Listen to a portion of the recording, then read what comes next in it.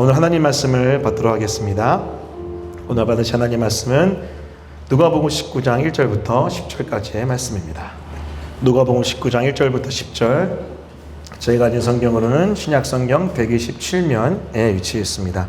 누가복음 19장 1절부터 10절까지의 말씀, 제가 한 절 여러분이 한 절 마지막 절 함께 읽겠습니다. 제가 먼저 읽겠습니다. 예수께서 여리고로 들어가 지나가시더라. 삭개오라 이름하는 자가 있으니 세리장이요 또한 부자라. 그가 예수께서 어떠한 사람인가 하여 보고자 하되 키가 작고 사람이 많아 할 수 없어 앞으로 달려가서 보기 위하여 돌 무화과 나무에 올라가니 이는 예수께서 그리로 지나가시게 됨이로라. 예수께서 그곳에 이르사 쳐다보시고 이르시되 삭개오야 속히 내려오라. 내가 오늘 내 집에 유하여야 하겠다 하시니 급히 내려와 즐거워하며 영접하거늘 무사람이 보고 수군거려 이르되 저가 주인의 집에 유하러 들어갔도다 하더라. 삭개오가 서서 주께 여쭤보되 주께 싸우며 만일 누구의 것을 속여 빼앗은 일이 있으면 내가 쩔이나 갖겠나이다. 예수께서 이르시되 오늘 구원이 이 집에 이르렀으니 이 사람도 아브라함의 자손이미로다. 함께 읽겠습니다. 인자가 한 것은 잃어버린 자를 찾아 구원하려 함이니라. 아멘. 네, 오늘은 누가복음 19장 1절부터 10절까지의 말씀을 본문으로 우리 가스펠 프로젝트 신약 첫 번째 책이죠. 위대한 복음의 12과 예수님과 삭개오의 메시지를 증거하도록 하겠습니다. 여러분, 우리는 계속해서 예수님께서 만난 사람들에 대한 이야기를 지금 듣고 나누고 있습니다. 여러분, 예수님은요 제자들을 만나셨고 또 니고데모도 만나셨고 또 예수님은 나사렛 사람들도 만나고요. 그리고 예수님은 오늘 삭개오도 만나십니다. 여러분 이렇게 하나님이 하나님의 감동 가운데 기록된 이 성경에 왜 이렇게 예수님과의 만남이 많이 등장할까요? 그 이유는 이렇습니다. 여러분 인생은요 만남이 너무나 소중하고 중요하기 때문에 그래요. 여러분 왜 만남이 소중하고 중요할까요? 그 이유는요, 우리 인생은요 관계적 존재로 창조되었어요. 관계적 존재. 한번 따라해 보겠습니다. 관계적 존재. 그럼 만남이 왜 소중하고 중요하냐면요, 우리 인생은요 관계적 존재로 창조되었고 그렇기 때문에 누구를 만나느냐에 따라서 인생의 방향과 농도가 결정되기 때문에 그렇습니다. 누구를 만나느냐 이거에 따라서 우리 인생이 바뀌게 된다는 거예요. 그럼 오늘 본문을 보시면요, 예수님은요 삭개오를 만납니다. 바꿔 말하면 삭개오는 예수님을 만나요. 그렇게 예수님 만난 다음에 9절 말씀 이렇게 예수님이 선언하십니다. 9절 같이 읽겠습니다. 시작. 예수께서 이르시되 오늘 구원이 이 집에 이르렀으니 이 사람도 아브라함의 자손이미로다. 여러분 예수님을 만난 삭개오 9절 말씀 보면 구원의 역사가 일어나고요 변화의 역사가 나타납니다. 근데 여러분 삭개오는 사실 인간적인 생각, 그때 당시의 종교나 사회적 분위기로는요 이렇게 예수님에게로 구원받고 변화가 일어나기 힘들 것 같은 사람이에요. 왜 그렇습니까? 삭개오는 세리장이고 부자예요. 여러분 세리장이고 부자는 무엇입니까? 그때 당시의 세리는요 로마 제국의 편에 서서 동족의 돈을 뜯어먹었던 아주 비열한 인간들입니다. 과거에 여러분 일본 제국의 통치 안에 있었을 때 대한민국 조선이 여러분 어떤 어려움을 겪었습니까? 그 많은 핍박과 고난을 겪었잖아요.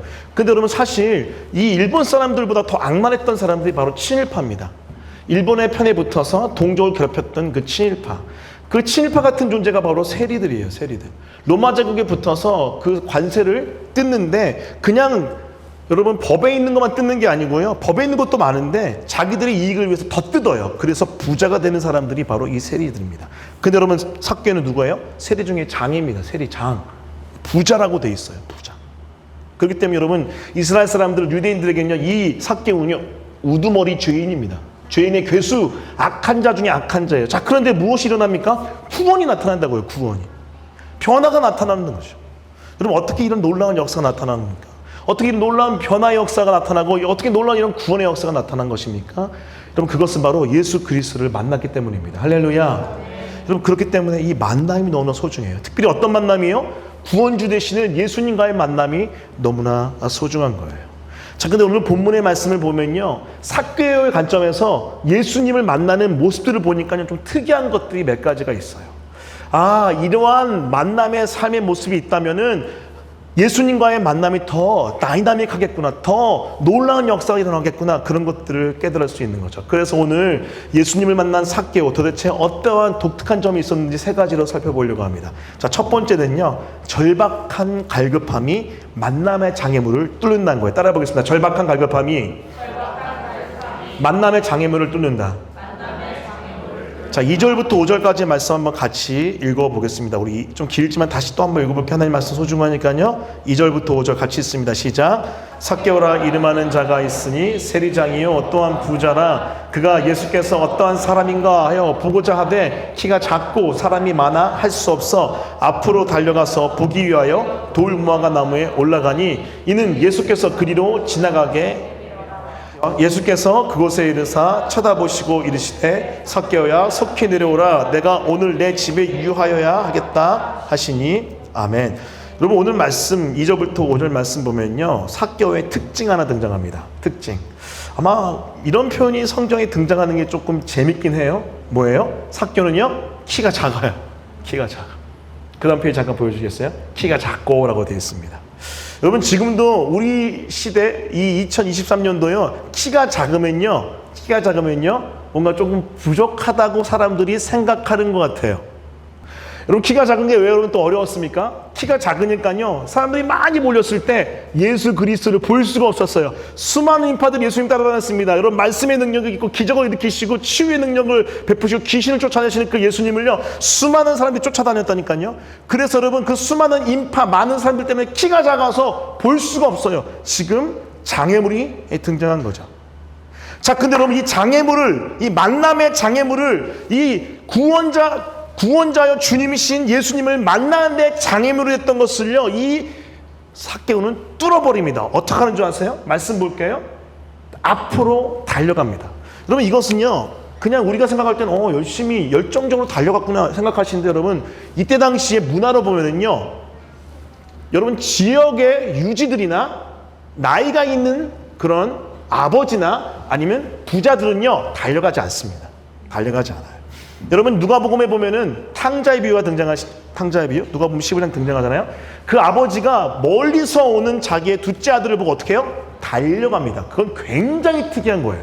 달려갔다는 건 자기의 품위를 다 버린 거예요. 체면을 다 버린 겁니다. 그냥 거기에 완전히 흠뻑 빠져서 그 사람이 완전히 올인한 거예요. 여러분 여기 앞으로 달려간다는 것은요 지금 자신의 체면과 지위와 그 모든 것들 다 내려놓은 겁니다. 아주 특이한 장면이죠. 자, 그럼 달려가 뿐만 아니라 무엇을 합니까? 돌 무화과 나무에 올라갑니다. 보기 위하여 돌 무화과 나무에 올라가니. 여러분 다 큰 어른이 자신이 키가 작다고 해서 누군가를 보기 위해서 나무에 올라간다. 지금도 어렵습니다. 이때 당시에 말이 안 돼요. 성인이 돌 무화과 나무에 올라간다? 말이 안 됩니다. 어린 아이들이 하는 행동이었어요. 성인은 아무도 하지 않는 행동이었습니다. 자, 이렇게 달려가서 돌무화과로 올라가는 이 삭개오 결국 어떡합니까? 5절 말씀을 보면요 만나요. 자, 5절 말씀 다 같이 한번 또 읽어볼게요. 같이 있습니다. 자, 시작. 예수께서 그곳에 이르사 쳐다보시고 이르시되 삭개오야 속히 내려오라 내가 오늘 내 집에 유하여야 하겠다 하시니. 만나잖아요. 구원주 되신 주님을 만납니다. 이게 바로 삭개오의 모습이죠. 자, 근데 여기서 한번 질문 던져보고 싶어요. 왜 삭개오는 이런 행동들을 할 수밖에 없었을까요? 저의 질문입니다. 묵상 질문이에요. 연구 질문이에요.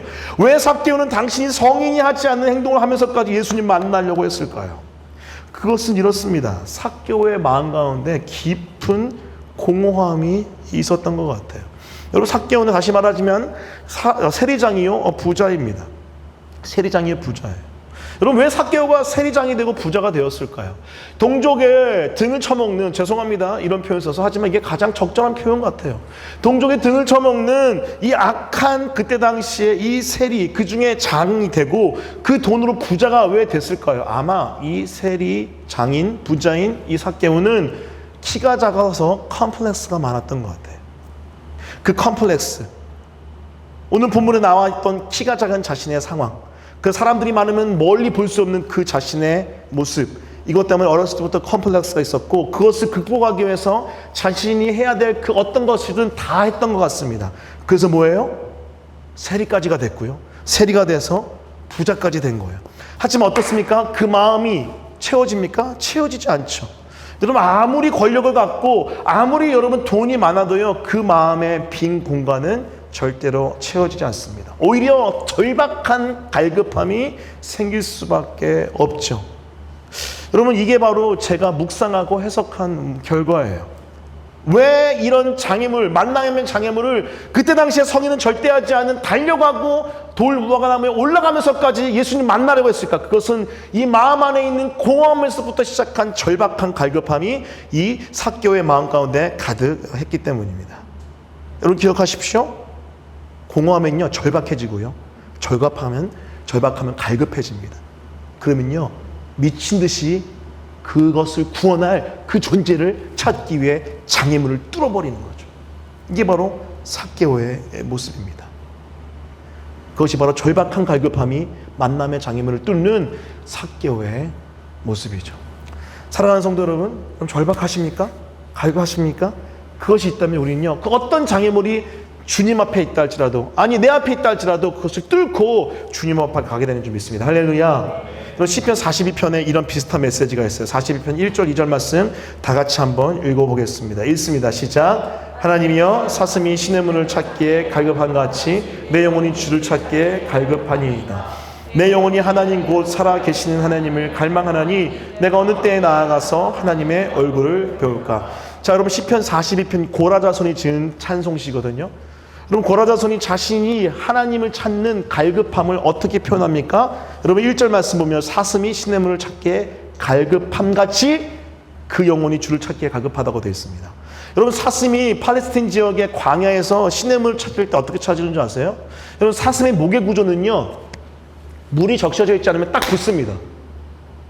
사슴에게 있어서 물은요 생명 그 자체예요. 그래서 여러분, 만약에 사슴이요 이 광야 지역인 이 팔레스타인 지역에서 물을 못 찾으면요 이런 현상으로 이런 모습, 이렇게 행동한다고 해요. 미친 듯이 혼수 상태에 빠져가지고 막 그 바닥을 판다고 합니다. 막 그러다가 쓰러진대요. 그게 바로 사슴의 갈급함입니다. 그 행동을 보고 갈급하다고 하는 거예요. 사슴이 시냇물을 찾기에 갈급한 같이 내 영혼을 찾기에 갈급합니다. 왜요? 물이 없잖아요. 비어 있잖아요. 그렇기 때문에 그 생명을 향한 그 갈급함 때문에, 절박한 갈급함 때문에 그 행동을 하는 것이죠. 자, 2절. 내 영혼이 하나님 곧 살아계신 하나님을 갈망하나니, 갈망하다의 원어를 찾아보니까 울부짖다예요. 울부짖다. 짐승이 울부짖답니다. 사슴이 울부짖으며 그 물을 찾는 것처럼 찾는 거죠. 이게 바로 시편 기자의 고백입니다. 내 영혼이 그 주님, 그 살아계신 하나님의 임재를, 그 주님을 갈망하는 게 바로 사슴이 시냇물 찾기에 갈급함 같은 갈급함인 것이죠. 이런 절박한 갈급함, 이것이 바로 그 어떤 믿음의 장애물도 브레이크드루하게 하는 힘이 있다는 것입니다. 여러분, 파스칼이라는 너무나 유명한 철학자요, 수학자요, 과학자, 프랑스 사람이죠. 이렇게 고백합니다. 각 사람의 마음 안에는 어떤 피조물로도 채울 수 없는, 창조주 하나님으로만 채울 수 있는, 예수 그리스도를 통해 알게 되는 하나님이 만드신 빈 공간이 있다. God-shaped vacuum. God-shaped vacuum. 뭐예요? 하나님이 만드신 그 진공 상태 공간이 in the heart of each man which cannot be satisfied by any created thing but only by God the Creator made known through Jesus Christ. 그 마음 안에 있는 거죠. 여러분 기억하세요? 여러분의 마음 안에 있는 그 빈 공간은요 절대로 쾌락으로 채울 수 없습니다. 사람으로 채울 수 없습니다. 돈으로 채울 수 없습니다. 권력으로 채울 수 없습니다. 명예로 채울 수 없어요. 계속 비어 있어요. 그게 하나님이 여러분을 그렇게 만들었어요. God-shaped vacuum. 비어 있다니까요. 누구로만 채워줄 수 있어요? 하나님. 할렐루야. 어떤 피조물로도 채울 수 없는 창조주 하나님으로만 채울 수 있는 그 빈 공간, 그것이 바로 우리 내면에 있다는 거죠. 얼마 전에 여러분 유튜브 보면 요즘에 계속 많이 뜨는 게 뭐냐면요, 제가 이제 기독교 관련된 영상을 많이 보니까 에즈베리 대학에서의 그 대부흥이, 그 부흥의 그 모습이 계속해서 뜨더라고요. 계속 뜨더라고요. 여러분, 에즈베리 여러분 부흥의 그 기사가 왜 여러분 되게 독특한 거냐면요, 그 대상이요 지금 20대예요. 미국의 20대들. 여러분, 제가 지난번 잠깐 말씀드렸던 것 같은데 미국의 20대는요 시간 개념이 철저합니다. 제가 미국에서 공부할 때, 덴버 세미나에서 공부할 때 선생님이 안 왔어요. 정시 안 오잖아요? 그럼요, 한 명, 두 명씩 나갑니다. 10분인가 15분 지나면 다 나가버려요. 우리나라는 그냥 기다리잖아요. 아, 선생님 좀 늦으신가 보다. 없어요. 그냥 딱 안 나오면 다 나가버려요. 그리고 2시간 수업이든 3시간 수업이든 딱 예를 들어서 2시간 50분 딱 되잖아요? 그러면요, 짐을 싸기 시작. 수업 안 끝났는데 짐을 싸요. 학생들이. 시간 개념 철저합니다. 약속 개념 철저해요. 그런데 그때 여러분, 에즈버리 대학에서 일어났던 부흥운동이 어땠어요? 24시간, 10일인가 12일 동안 계속해서 예배했어요.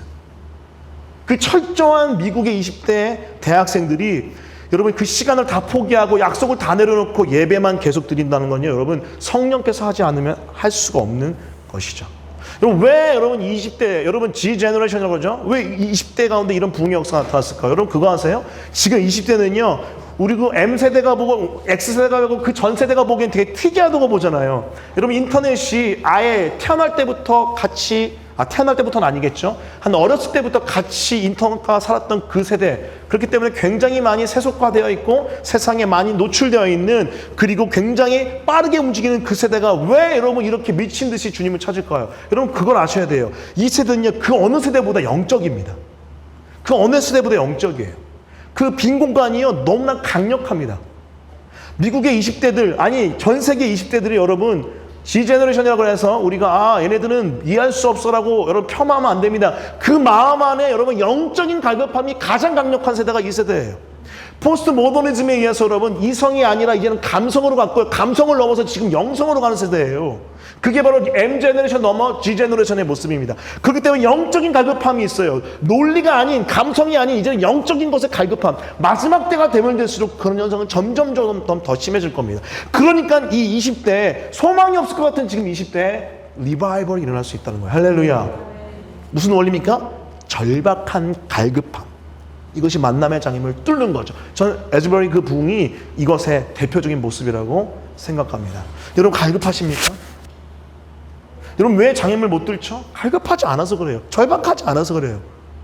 여러분의 내면을 직면해 보세요. 직면해 보면요, 절박할 수밖에 없지 않을까요? 갈급할 수밖에 없지 않을까요? 제가 여러분 청년 사역을 좀 오랫동안 하다 보니까 한 가지 특이한 점이 있어요. 기가 막힌 아픔과 또 기가 막힌 죄를 짓는 지체들의 내면을 들어가 보면요, 공통적으로, 이건 진짜 신기할 정도로 95% 이상 공통적으로 있는 게 뭐냐면 외로움입니다. 왜 외로울까요? 그 이유를 따라가 보면요, 어렸을 때 부모님이 그 외로움을 채워주지 못해요. 아버지가, 어머니가 여러분 일을 많이 나가시기 때문에, 또 아버지 어머니가 관계가 안 좋은 경우가 많기 때문에 어렸을 때부터 아버지 어머니 있지만 없는 거랑 별 차이 없는, 차라리 없는 게 난 그런 케이스가 꽤 많더라고요. 그러다 보니까 뭐예요? 외로움이 가득 차 있어요. 이 외로움 뭘로 채워야 될까요? 예수님으로 채워야 되는데, 그때는 여러분 예수님 잘 모르니까 성중독으로 채우고, 미국 마약, 사실 여러분 한국도 좀 마약 하는 거 아시죠? 되게 쉽게 구한다고 하더라고요. 그리고 다양한 쾌락과 잘못된 관계를 다 이 안에 넣는 거예요. 여러분, 오직 예수님밖에 그 자리를 채울 수 있는 분은 없는 줄 믿습니다. 할렐루야. 예수님으로 채워야 돼요.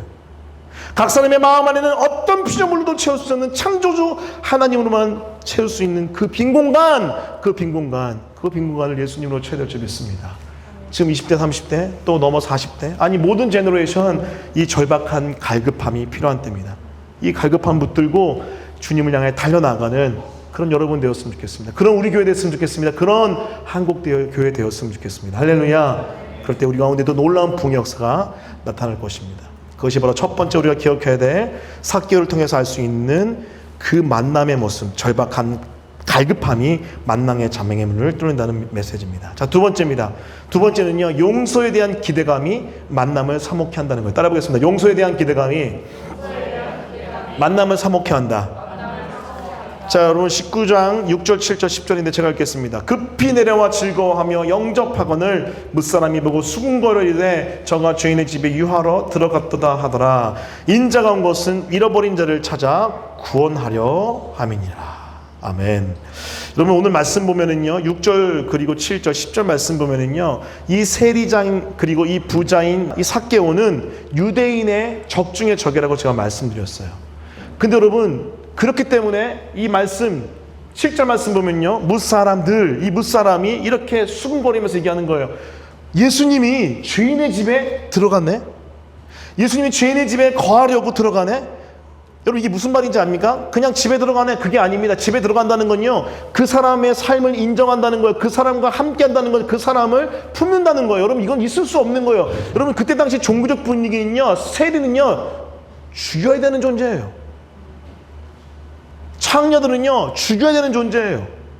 함께 있으면요 종교적으로 부정을 타는 그런 존재가 바로 세리와 죄인들이, 창녀인 죄인들입니다. 근데 어떻게 해요? 예수님 가시죠. 예수님이 가시죠. 자, 반대로 뭐예요? 반대로 여러분 무엇입니까? 왜 여러분 이 삭개오는 예수님을 만나고 싶었을까요? 여러분, 예수님에 대한 어떤 기대감이 있었을까요? 말씀 한번 찾아보겠습니다. 마태복음 9장 10절 그리고 11장 19절 말씀 한번 같이 읽어보겠습니다. 같이 읽습니다. 자, 시작. 예수께서 마태의 집에서 앉아 음식을 잡수실 때 많은 죄인들이 와서 예수와 그의 제자들과 함께 앉았더니 19절. 인자는 와서 먹고 마시며 말하기를 보라, 먹기를 탐하고 포도주를 즐기는 사람이요 세리와 죄인의 친구로다 하니 지혜는 그 행한 일로 인하여 옳다함을 얻으니라. 여러분, 예수님의 제자 중에 세리가 한 명 있었습니다. 누굽니까? 마태, 레위입니다. 이 마태가 예수님의 제자라는 것은 무엇을 뜻해요? 여러분, 이미 세리의 사회에서는요, 세리여도 예수님의 제자가 될 수 있다는 것을 다 알고 있었을 겁니다. 그리고 여러분, 이 마태의 집에 예수님이 들어가서 그를 콜링한 다음에 이 마태의 집에 들어가서 음식을 잡수실 때 이 많은 세리와 죄인들이 함께 했어요. 이걸 통해서 여러분, 이 삭개오는 알았어요. 아, 내가 너무나 큰 죄인이지만 예수님 만나면 용서받을 수 있구나. 예수님 나를 용납할 수 있구나. 나를 품어줄 수 있는 분이구나라는 걸 기대할 수밖에 없겠죠. 19절 뭐라고 얘기합니까? 주님이 뭐라고 얘기해요? 세리와 죄인의 친구로다. 사람들이 이야기하기를 나는 세리와 죄인의 친구로다고 얘기해요. 이게 무슨 말이에요? 정말 그래요. 예수님은 정말 세리와 죄인의 친구들이었어요. 세리를 품고요, 죄인들을 품는 그런 너무나도 용납이 많으신 하나님이셨습니다. 자, 그렇기 때문에 이 삭개오는 어떤 기대감이 있어요? 나를 용서해 주실 거야. 나를 품어주실 거야. 그런 용서에 대한 기대감이 있던 거죠. 이 기대감이 뭘 사모하게 해요? 만남을 사모하게 한다는 거예요. 여러분, 기억하십시오. 우리 안에 주님을 향하여 나를 용서해 주실 주님, 아니 나를 용납해 주신 주님에 대한 그 뜨거운 마음이 있다면요, 우리는 언제든지 주님을 향해 달려나갈 수 있는 줄 믿습니다. 할렐루야. 근데 문제가 뭔 줄 알아요? 문제가 우리가 자꾸만 죄를 지으면요 주님께 안 가려고 그래요. 아주 이상한 여러분 특징이 있습니다. 모습이 있습니다. 자, 말씀 볼게요. 로마서 5장 20절 하반부 말씀 같이 읽겠습니다. 시작. 그러나 제가 더한 곳에 은혜가 더욱 넘쳤나니. 죄가 더해요. 막 해요. 진짜 죄송해요. 때려 죽여야 돼요. 자, 그런데 하나님의 사랑의 원리가 뭐예요? 그곳에 은혜가 더 넘친대요. 은혜가 더 넘친대요. 용납이 더 넘친대요. 용서가 더 넘친대요. 자, 그렇다고 해서 막 죄 막질한 거 아니에요. 하지만 아무리 큰 죄도 십자가에서 용서하신 그 십자가의 은혜 때문에 우리는 담대히 하나님 앞에 나갈 수 있는 거예요. 때를 따라 돕는 은혜를 얻기 위해 담대히 뻔뻔하게 나갈 수 있는 거죠. 할렐루야. 근데 우린 자꾸 뭐예요? 죄지면 안 나가요. 죄지면 안 나갑니다. 그게 우리의 모습 아닌가요? 그럼 생각해봐요. 왜 죄 지으면 주님 앞에 잘 안 나갈까요? 왜 그런 줄 아세요? 내가 너무나 의로워서 그래요. 이미 용서받았어. 나는 용납받았어. 자, 근데 그 다음은 내가 똑바로 살아야지. 이게 복음이라고 생각해요. 여러분, 그거 복음 아닙니다. 사실 우리가 너무 복음을 잘못 오해하고 있는 게 많습니다. 제가 나중에 Mere Gospel이라는 이제 복음에 대한 메시지, 순전한 복음에 대한 메시지 한 5주 정도 할 것 같은데, 여러분, 우리가 복음에 대해서 오해하고 있는 게 너무나 많아요. 여러분, 죄를 짓지 않은 것이 복음이 아니에요. 여러분, 죄를 지을 수밖에 없는 죄덩어리, 진노, 죽음 덩어리 때문에 예수님이 대신 죽은 거야. 할렐루야. 여러분, 진정한 영성이 뭔지 알아요? 진정한 영성? 고든 맥도날드 목사님이 이렇게 정의했더라고요. 진정한 영성은 죄를 짓지 않는 거룩함이 아니에요. 죄를 지어도 얼마나 빨리 회복할 수 있느냐. resilience, spiritual resilience가 여러분 진정한 영성입니다. 용서에 대한 기대감이 있어야지 그게 가능하죠. 용납받았다는 그런 마음, 따뜻한 마음, 그 품이 있어야지 가능하죠. 근데 우리는 자꾸만 그것을 잊어버립니다. 까먹습니다. 그래서 여러분, 죄를 지으면요, 죄 지었다, 예배 가면 안 되겠다, 죄 지었다, 기도하면 안 되지. 절대 아니에요. 따라해볼게요. 그러나 죄가 더한 곳에 은혜가 더욱 넘쳤나니. 여러분 그 대표적인 사람이 바로 저입니다. 전 여러분 반쪽짜리 복음으로 꽤 오랫동안 살았던 것 같아요. 여러분 초등학교 5학년 때 예수님 만났어요? 그때 복음을 처음 들었고 복음을 정말 믿었습니다. 그래서 구원 받았어요. 너무 좋아서 여러분 교회에서 살았습니다. 교회에서 살았어요. 여러분 초등학교 6학년 때 여러분 그때 당시 교회 이름이 성률교회였거든요. 성률교회. 여기 개포동에 있는 시영아파트, 옛날에 이제 지금 재건축해서 다른 아파트 됐지만 시영아파트 상가 옥탑방에 있던 교회, 성률교회. 제가 너무 교회에서 열심히 살아가지고 저를 초등학교 6학년 때 성극 주인공을 시켜줬어요. 성률이. 아무튼 그때 열심히 정말 신앙생활 했어요. 근데 여러분 그때 제가 착각했던 게 뭐냐면요. 예수 믿고 구원 받은 다음에 죄 지으면은 지옥 가는 줄 알았어요. 복음을 착각했어요. 어린 마음에. 어떻게 된 줄 알았어요? 그래서 여러분 아침에 일어나서 학교 갈 때 기도하고요. 회개 기도. 그리고 하루를 다 보낸 다음에 집에 돌아올 때 회개 기도했어요. 그 친구들한테 뭔가 내가 자꾸 미안해. 내가 잘못해서 주님 회개합니다. 계속 회개. 미안해. 회개합니다. 미안해. 회개합니다. 집에 돌아올 때 그 성육교회 가서 하나님 죄송합니다. 용서해 주어 기도하고 자기 전에도 막 기도하고 그게 여러분 제 삶이었습니다. 근데 어느 날 제가 그때가 중학교 2학년 때인가 그랬던 것 같아요. 3학년 때인가 저희 반 선생님이 제가 너무 기도를 시리어스하게 심각하게 하니까 야 너 왜 이렇게 기도 심각하게 하니? 물어보시더라고요. 죄를 너무 많이 지었어. 지옥 갈 것 같아서요. 그러니까 그 선생님이 너 무슨 소리 하고 있는 거야. 예수님 한번 믿으면 죄 다 용서받았고 예수님 한번 우리 안에 오시면 절대 안 떠나셔. 진짜요? 왜요? 죄 지으면 떠나는 거 아니야? 무슨 소리야. 그건 복음이 아니야. 잘못된 복음이야. 반쪽짜리야. 그때 깨달았어요. 내가 잘못 믿었구나. 반만 믿었구나. 반만. 근데 그거 아세요? 그것을 완전히 벗겨내는데 꽤 오래 걸렸어요. 한 4년 걸렸던 것 같아요. 아직도 기억나요. 재수할 때 구원의 확신 때문에 엄청 심각하게 고민하게 된 거예요. 그때 로마서 8장 1절 2절 그게 저를 살렸어요. 그러므로 이제 그리스도 예수 안에 있는 자에게는 결코 뭐가 없나니? 정죄함이 없네. 따라해봐요. 결코 정죄함이 없나니. 다시 한번 결코 정죄함이 없나니. 그리스도 예수 안에 있는 생명의 성령의 법이 죄와 사망의 법이 너를 해방하였습니다. 해방. 그 말씀이 머리를 지나 가슴속에 묵 들어오는데 나 구원받았네? 내가 잘못된 착각 속에 살았네? 제가 저희 아이들한테 자주 설명하는 건데 아버지 집에 이미 들어왔어요. 아버지와 아들, 아버지와 딸이 돼버렸어요. 복음 때문에, 예수님 때문에. 자, 그렇다면은 우리가 계속 회개하는 이유는 뭐예요? 그 릴레이션십, 관계 때문에 하는 게 아니고요. 펠로십, 교제 때문에 하는 거예요. 할렐루야. 관계는요, 영원한 겁니다. 다시 말씀드립니다. 죄 많이 지었어요? 용서를 더 기대하십시오. 용납을 더 기대해. 할렐루야. 주님 앞에 나갈 수 있어야 됩니다. 이것이 바로 삭개오가 예수님을 향하여 가졌던 기대감. 나도 용서받을 수 있겠구나. 그것이 바로 주님의 그 눈빛을 향하여 달려나가게 만든 원동력이었던 겁니다. 이 자리에 모인 모든 영혼들도 혹시 내가 너무 심각한 죄를 지었어요. 너무 악해요. 너무 반복적이에요. 자, 그런다 할지라도 우리 주님의 은혜가 더욱 넘치나니 그 품 안에 안겨서 그 주님을 노래하고 찬양하는 우리가 되었으면 좋겠습니다. 할렐루야. 그것이 바로 우리가 기억해야 될 두 번째 삭개오의 모습, 용서에 대한 기대감이 만남을 사목해 한다는 겁니다. 자, 마지막 세 번째입니다. 마지막 세 번째는요, 바로 이것이에요. 진실한 돌이킴이 진정한 만남을 낳는다는 거. 따라해 보겠습니다. 진실한 돌이킴이 진정한 만남을 낳는다. 우리 8절 9절 말씀만 다 같이 한번 같이 읽겠습니다. 시작. 네, 다 같이 읽어주세요. 시작.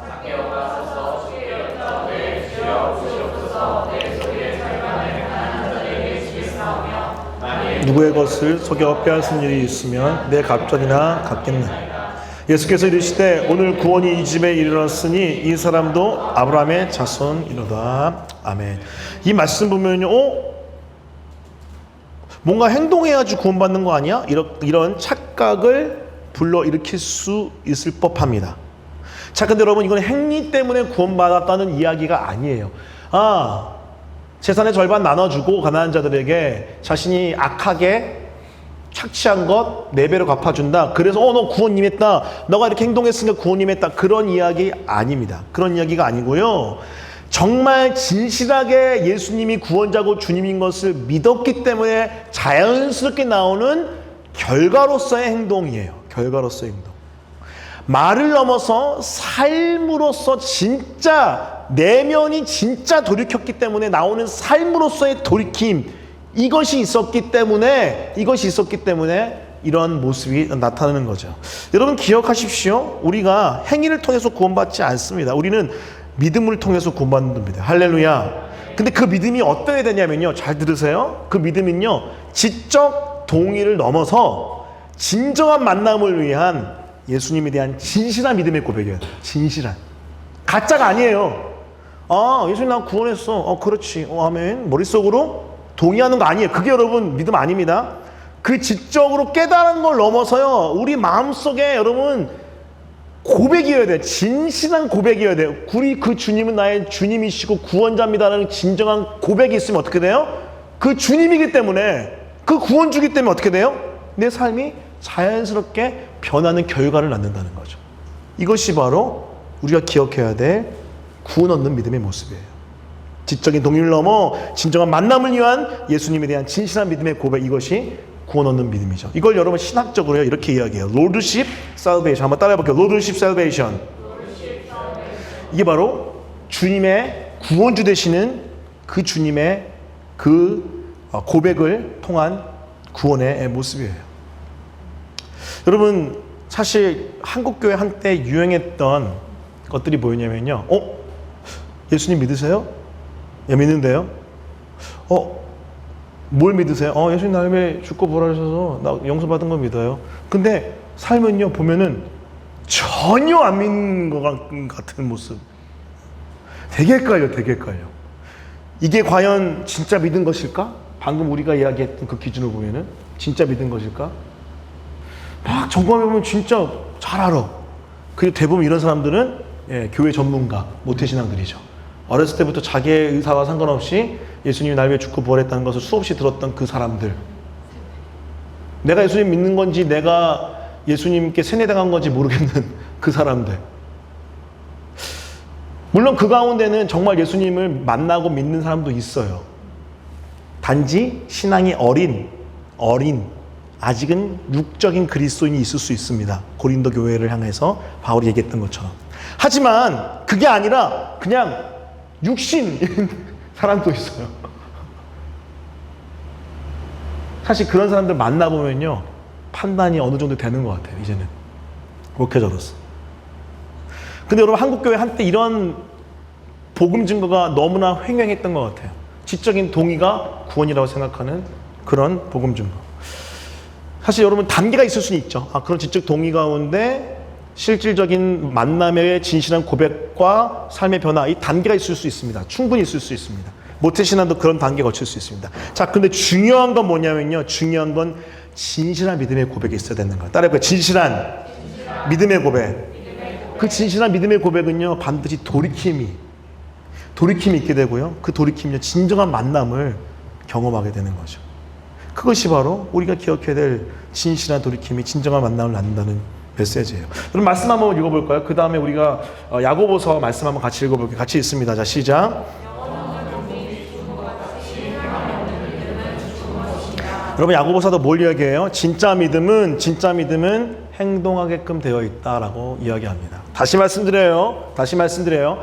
행위로 구원받는 거 아니에요. 행위로 구원받는 거 아닙니다. 우리는 믿음으로 구원받습니다. 그런데 진짜 믿으면 거룩한 삶이 자연스럽게 따라오는 거죠. 진짜 믿음, 그 진실한 믿음, 그 믿음이 우리 안에 있었으면 좋겠습니다. 할렐루야. 삭개오는 그게 있었던 거예요. 진짜 예수님 만난 거예요. 저 사람이 나의 구원자고 나의 주님이시구나. 그 만났기 때문에 자연스럽게 뭘 고백해요? 당신이 나의 주님이시기 때문에 나를 구원했기 때문에 내 죄를 회개할 수밖에 없습니다. 그렇기 때문에 내 재산의 반을 가난한 자에 나눠주고 내가 악독하게 착취한 돈을 4배나 변상하겠습니다라고 고백하는 거죠. 이러한 삶이 우리 가운데도 나타났으면 좋겠습니다. 할렐루야. 한국교회가 필요한 게 이런 모습인 것 같아요. 여러분 그거 아시죠? 요즘에 한국교회는요, 사회가 많이 걱정해주는 한국교회입니다. 원래 교회가 사회를 걱정해야 되거든요. 근데 사회가 많이 걱정해줘요. 많이 걱정하는 정도가 아니라 지금 심각합니다. 여러분 나는 신이다라는 넷플릭스 프로그램 보셨죠? 아니면 들어보셨죠? JMS 뭐 아가동산 뭐 만민중앙교회 여러분 그런 나오잖아요. 근데 여러분 아유 이단들 여러분 이단은요 기독교의 그림자예요. 착각하면 안 돼요. 아유 이단들 하면 안 돼요. 이단이 왜 생겨요? 기독교가 똑바로 안 하니까 생기는 거예요. 이단의 핵심이 뭡니까? 이단의 핵심 딱 하나입니다. 제가 엄청나게 연구했거든요. 제가 또 이단이랑 많이 맞짱을 떠봤기 때문에 어떻게 하면 이 녀석들을 퇴치할 수 있을까 많이 연구해봤는데 이단의 핵심은 이거예요. 뭐냐면은 예수 그리스도를 반대하는 적 그리스도예요. 핵심의 핵심. 예수님이 나의 구원주입니다를 반대하고 내가 구원주입니다로 얘기하면 다 그게 이단이에요. 그럼 반대 바꿔 말하면 뭐예요? 내가 구원주입니다가 왜 이렇게 많아요? 예수님이 구원주입니다를 잘 우리가 못 증거해서 그래요. 왜 못 증거할까요? 여러분 신천지에서 처음에 여러분 복음방을 통해서 3개월 코스에서 처음에 접근하는 그 10주 중에서 10주에서 12주 중에서 처음 한 6, 7주가 뭐 하는 줄 아세요? 6주 정도가? 지금 장로교 기독교에 대한 비판이에요. 근데 그게 다 맞는 얘기예요. 틀린 얘기가 하나도 없어. 아멘. 은혜가 엄청 된다고 해요. 아멘. 눈물 나고 막 그렇습니다. 내가 이게 진짜 진리구나. 여기구나. 반대로 뭐예요? 기독교가 똑바로 안 하니까 진실한 돌이킴이 없이 그냥 지적 동의와 행위로만 여러분 기독교 흉내내고 종교 행위 하니까 종교 놀이 하니까 어떻게 해요? 다 떠나가잖아요. 여러분 이 신천지에 가 있는 20, 30대 여러분 엄청 많습니다. 얼마 전에 대구에 10만 명 모였죠? 10만 명이 여러분 모였는데 여러분 대부분이 20, 30대예요. 근데 그들이 누군지 아세요? 기존 교회에서 다 상처받은 영혼들이에요. 신천지 여러분 사람들 만나보면 진짜 착해요. 진짜 너무 착하다. 근데 눈빛이 좀 이상해. 진짜 눈빛 좀 이렇게 약간 홀려있는 눈빛. 너무 착해 진짜. 근데 그리고 그거 아세요? 진짜 열정적입니다. 여러분 이단 아무나 못 빠집니다. 이단 아무나. 강남에서 여러분 신천지 나오기 힘든 거 아시죠? 왜요? 강남은 자기 라이프가 중요하거든. 라이프가 중요해서 여러분 그 복음방 넘어서 센터까지 가기 어려. 신천지 센터 가면 인생이 없거든요. 피곤해요. 암송도 매번 암송 안 하고 그 100점 못 맞으면 여러분 못 들어가요. 거기 신천지 교인 안에 못 들어가요. 그 시험 100점 못 맞으면. 무슨 말인지 아시죠? 들어가서도 계속 테스트 달달달달 볶습니다. 강남에서 나오기 힘들어. 신천지가 열정이 있어요. 왜 다 놓쳤어요? 왜 다 잃어버렸어요? 지금 한국의 기독교가 진실한 돌이킴이 없는 거예요. 진정한 만남이 없는. 그러니까 다 놓치고 다 잃어버린 거죠. 우리 예수 순전한 교회는 말 그대로 정말 예수 그리스도의 순전한 하나님의 사람들이 되었으면 좋겠습니다. 할렐루야. 우리 안에 진실한 돌이킴이 있었으면 좋겠어요. 조금 부족하고 조금 못나 보이고 조금 허술해도요. 이 진성성, 진실성, 이 순전함이 우리 안에 있었으면 좋겠습니다. 왜요? 이것이 예수님과 디바인 인카운터를 이루는 아주 중요한 모습이기 때문에 그렇습니다. 이것이 바로 진실한 돌이킴이 진정한 만남을 낳는다는 진리입니다. 오늘 말씀 정리합니다. 세 가지로 정리합니다. 첫 번째 무엇입니까? 바로 첫 번째는 절박한 갈급함이 만남의 장애물을 뚫는다는 거예요. 여러분 아무리 어떤 장애물이 있다 할지라도 여러분 절박한 갈급함이 있다면요 뚫어 나가는 줄 믿습니다. 할렐루야. 반대로 뭐예요? 왜 여러분 하나님 앞에 못 나가는 거예요? 왜 장애물 핑계대고 왜 이거 핑계대고 저거 핑계대는 거예요? 아직 절박한 갈급함이 없어서 그래요. 직면하세요. 내 마음을 직면하세요. 내 공허함을 직면하십시오. 그 절박한 갈급함을 하나님께 구하십시오. 그럴 때 우리는 절박한 갈급함으로 주님을 향해 달려나갈 줄 믿습니다. 두 번째 무엇입니까? 용서에 대한 기대감이 만남을 선호합니다. 여러분 정죄하지 마시고 달려나가십시오. 그분은 용납의 주인, 용서의 주인이십니다. 그 기대감을 가지고 주님 앞에 나오십시오. 마지막 세 번째는 진실한 돌이킴.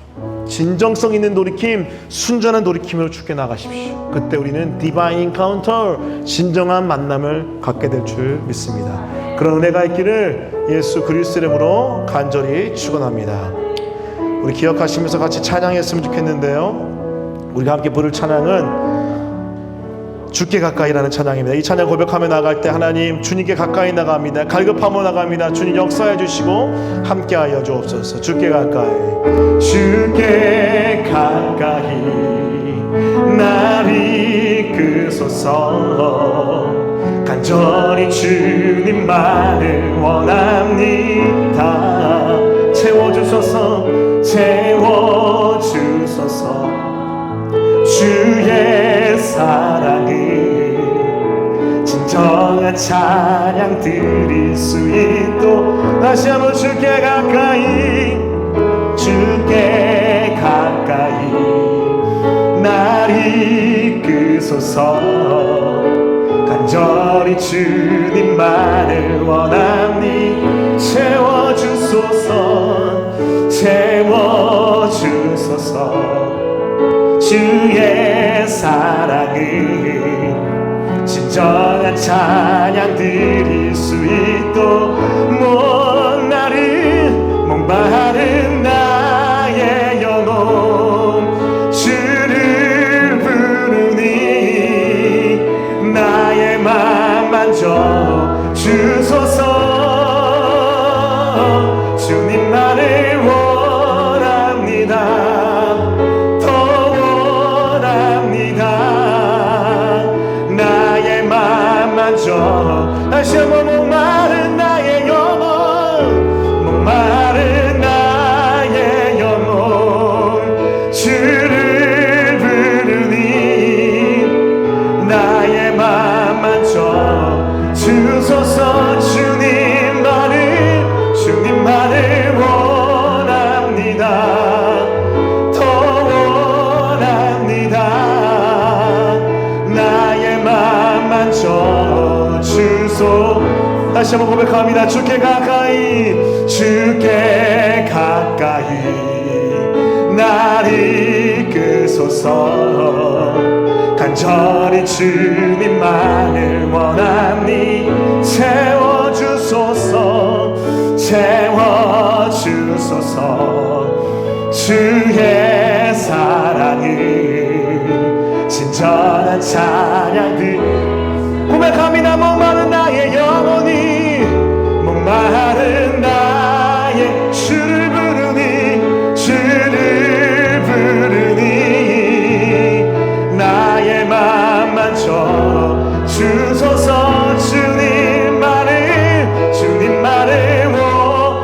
더 원합니다. 아멘. 나의 맘 만져 주. 다시 한번 목마른 나의 영혼이, 목마른 나의 주를 부르니, 주를. 아멘. 주소서. 주님만을 원합니다. 더 원합니다. 나의 하늘을 바라보며, 그 주님을 바라보며 목마른 나의 영혼, 목마른 나의 영혼 주를 부르니 나의 맘 만져 주소서. 오직 주님만을, 주님 원합니다. 더 원합니다. 나의 맘 만져. 우리 마지막 다시 한번 목마른 나의 영혼, 목마른 나의 영혼 주를 부르니 나의 맘 만져 주소서. 주님만을 원해요.